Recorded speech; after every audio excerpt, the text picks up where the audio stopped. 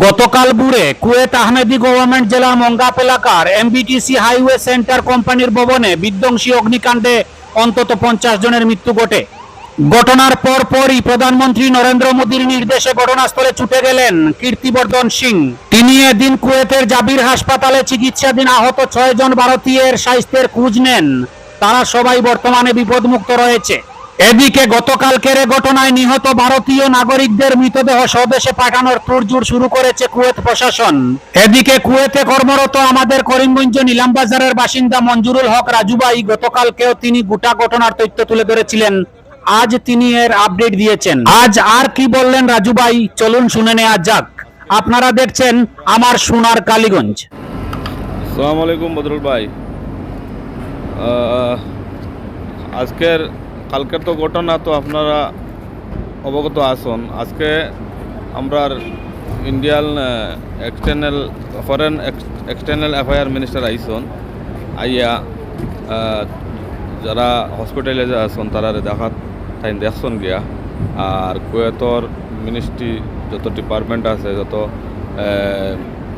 সব তাই মিটিং করছেন, মিটিং হয়েছে। আর এখনও আসন কুয়েত তাই না। আর কুয়েতের স্পেশালি কুয়েতর গভর্নমেন্ট থেকে হয়েছে যে আপনার এগুলা যত সকাল আমরা যত ডেড বডি হল আছে তা ফাটাইয়ে দেওয়া যায় ব্যবস্থা করা ওর। আর যারা মারা গেছেন তারা আর্থিক সাহায্য করবা কুয়েতর সরকারের পক্ষ থেকে। আর ইন্ডিয়ার গভর্নমেন্টও তো এখন আসছেন, ওখানে এক্সটার্নাল অ্যাফেয়ার মিনিস্টার সবসময় তাই মিটিং দফায় মিটিং করা ওর। আর এটা লিয়া কুয়েত গভর্নমেন্টও খুব সিরিয়াসে তারা নিছে। আর লাস্ট আপডেট হইল আজকের যেটা বিল্ডিংও হয়েছে, ঘটনা হয়েছে। এই বিল্ডিংও গতকালকে থাকিয়া এটা করা ওর তদন্ত করা হয়েছে। আজকে ফাইনাল রেজাল্ট আইছে যে এটা শর্ট সার্কিট থেকে হয়েছে।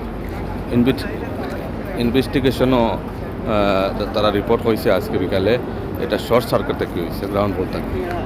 আজকের আপডেট তখন। আর আপনার লোক দোয়া করবা সবাই ভালো আছেন। আর দেশের সবার কাছে ঈদের শুভেচ্ছা। আসসালামু আলাইকুম।